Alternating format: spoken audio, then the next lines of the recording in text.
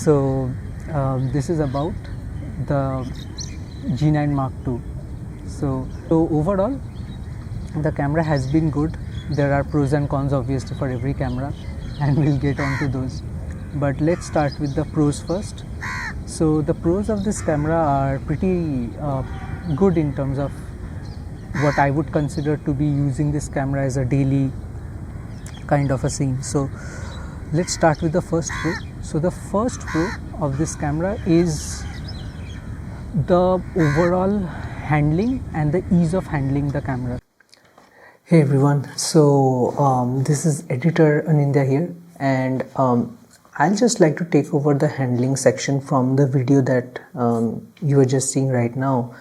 Now the video that you are seeing, now that is predominantly for the handling part, but also that was a month back per se when that video was made, and there were certain nuances that I didn't know about the G9 Mark II, which kind of grew on me. There are certain aspects that I came to know because of utilizing different lenses and stuff. So most of my handling has been done with this. So this is the Lumix 25 1.7.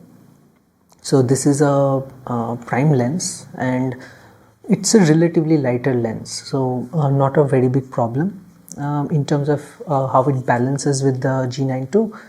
But the G9II is primarily a body with which you'll find very good comfort even with heavier lenses like the 42.5 Lumix. I mean the Leica 42.5 Nocticron. That lens is quite big for micro four thirds lens. I mean, you know, when you talk about the sensor and you talk about the need for the entire system to be smaller, but necessarily that's not really a small lens.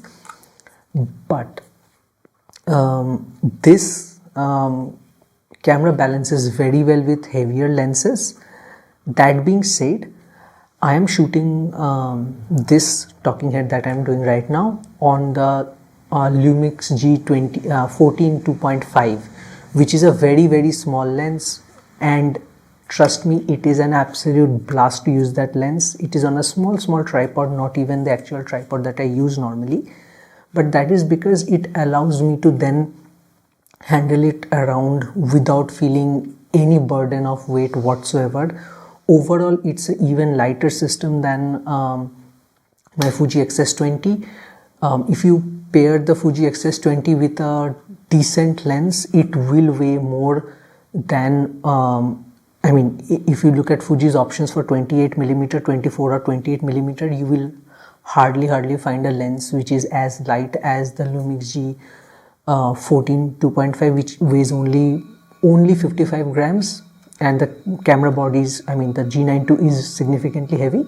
But overall, as a system, that is when you understand how micro four thirds can be so versatile, because even at 2.5 it can get very good light gathering capability, and even offers a bit of background blur. As you are seeing right now, it has decent background blur. It has slightly blurred out the curtains, slightly, ever so slightly, which is more than enough for your vlogs and even for street photography for that matter. So there's a dosa vendor right outside my house. It's a vendor I normally eat dosa from, but again, they do make tasty stuff, but I don't want to eat right now.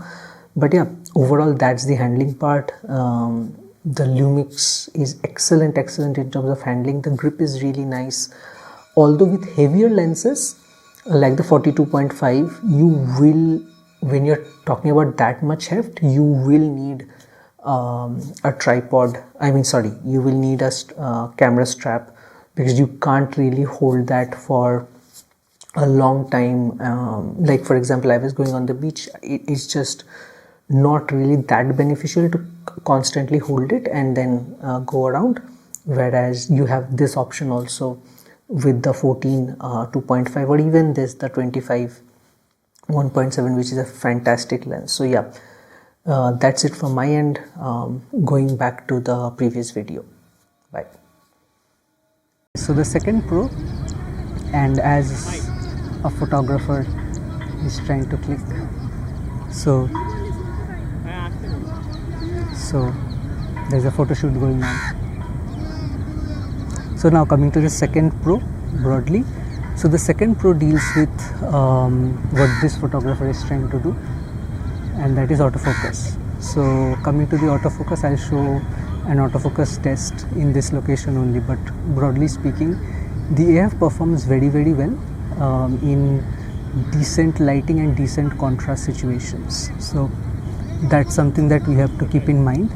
Most systems do that, but especially the Lumix system, when it's really low light or there is loss of contrast in low light, then the autofocus struggles a lot, but otherwise it's absolutely fine. And that's really how the autofocus system behaves, and I'll overlay video footage of it as I talk through about this, but hopefully you get an idea of what I'm referring to. So that's that. The AF, whether I'm in frame, whether I'm not in frame, it will give you a decent idea. So that's the whole goal of the autofocus test, but probably I think it needs to go down a bit. I think now it's fine. I think now it should be okay in terms of framing and stuff, and how it behaves when I move in and out. Again, I'm not moving anything crazy, but hopefully it gives you an idea of how the autofocus system is behaving overall, whether it's keeping me in track, because it's not like there's a lot of light and stuff, but contrast is enough. So I think now you'll see that autofocus is not an issue anymore in Lumix, and this is like in auto tracking, I mean full area auto tracking, human face detection, so shouldn't be an issue whatsoever. But obviously we're going to see it later on, and I'm going to go out of frame, come inside the frame from multiple angles just to kind of see whether it operates properly or not.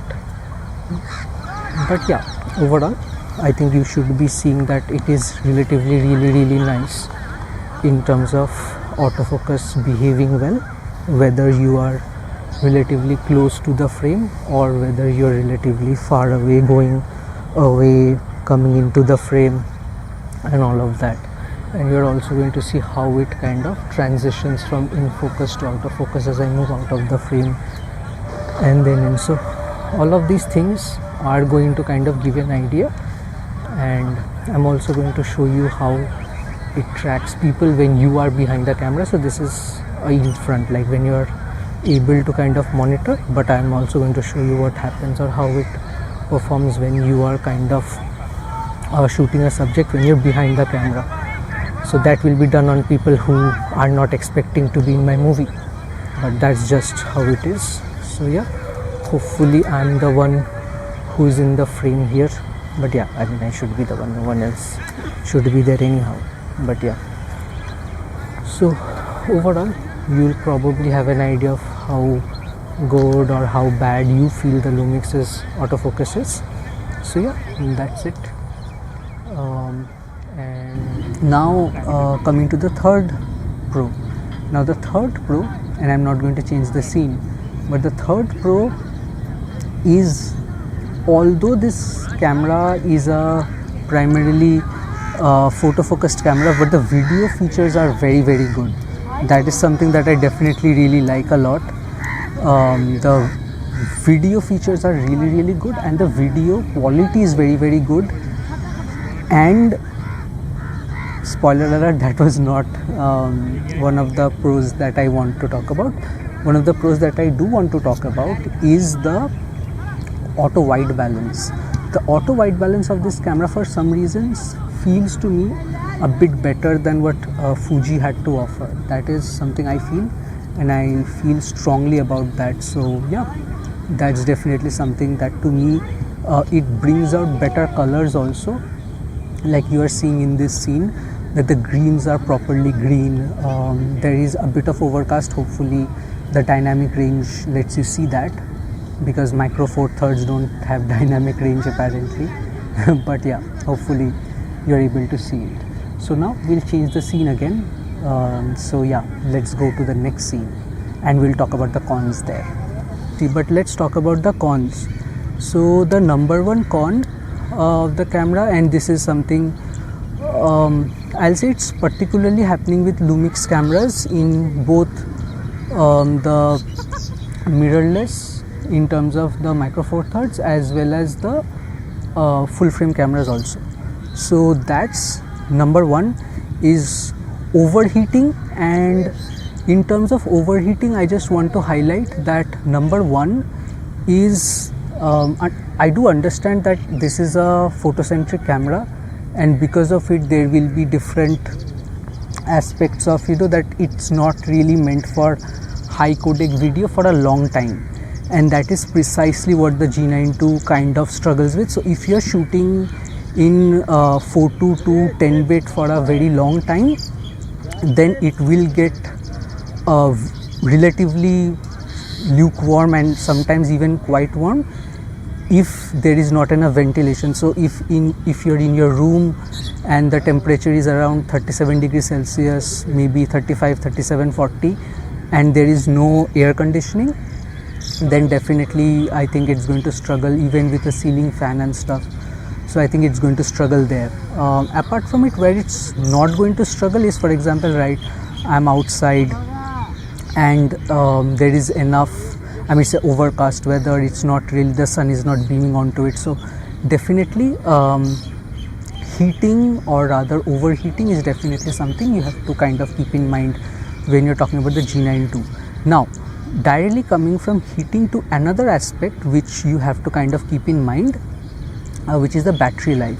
So the battery life is not very good in the G9II when you compare it with the Fujifilm X-S20. So that's a bit of an issue, and I'm saying that's a bit of an issue because I do understand it's a photocentric camera, but if you're putting in those video features, you do expect the camera to have an ability to shoot in those higher codecs like 422 10-bit, 420 10-bit for a very long duration of time, or at least probably an hour or 1.5 hours, because I've shot it indoors when temperature was quite warm, and the problem that I faced is the battery would I would see the battery going away very, very fast. So that's something I definitely think that the G9II can be better, but the only issue with that is the G8-7 and the G8-6 I think are the cameras which are video focused, but I don't think the G8-7 necessarily needs another camera, or in that way I think a person who is using the G8-7 will probably rig it out more than the person who is using the G9II. So I think Lumix kind of missed on that aspect, that hey, we could have given this a bigger camera, bigger battery, and then I think that shouldn't have been an issue whatsoever. So there I do feel that they can do a bit better maybe in the next iteration. But yes, it has a battery grip, but I don't think the battery grip solves it in any meaningful manner or something. So definitely that's something that I feel can be improved. So now coming to the third and final con of this camera, which is the menu system. Now the menu system, maybe because of how many features are in this camera, is quite exhaustive. So that's where I feel this camera should be doing better. I hope Panasonic has not latched on to the person behind. I hope it sticks to me, but we will review the footage and find out. But yeah, but this lens is actually pretty good. Anyways, coming back to the cons.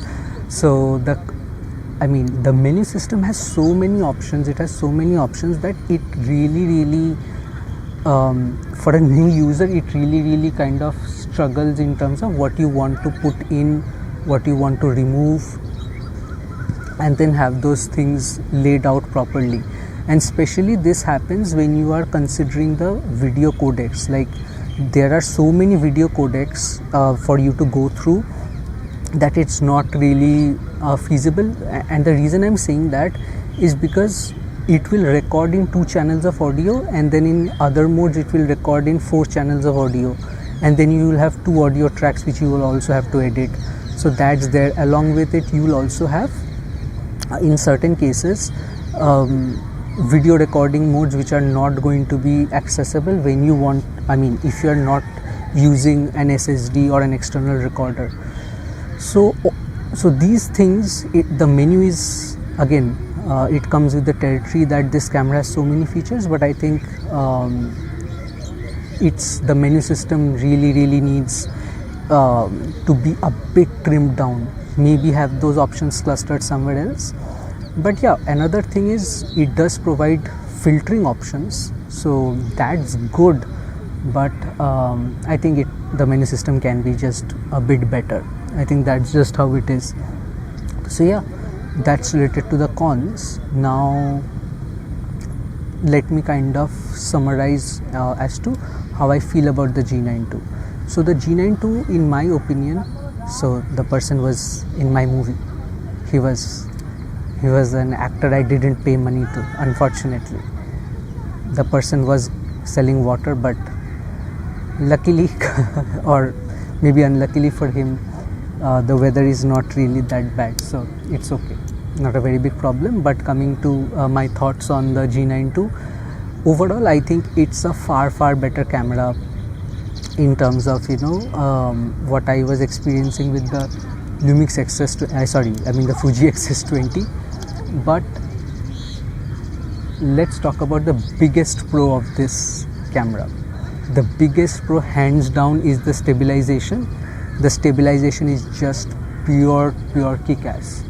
Now I don't know, but I think the G8-7 has even better stabilization than the G9 Mark II, which is fine, which is perfectly okay. That's not a problem whatsoever. But yeah, definitely the G9II will probably be second to the G8-7 in terms of stabilization. But yeah, that is, I think, by far the biggest pro.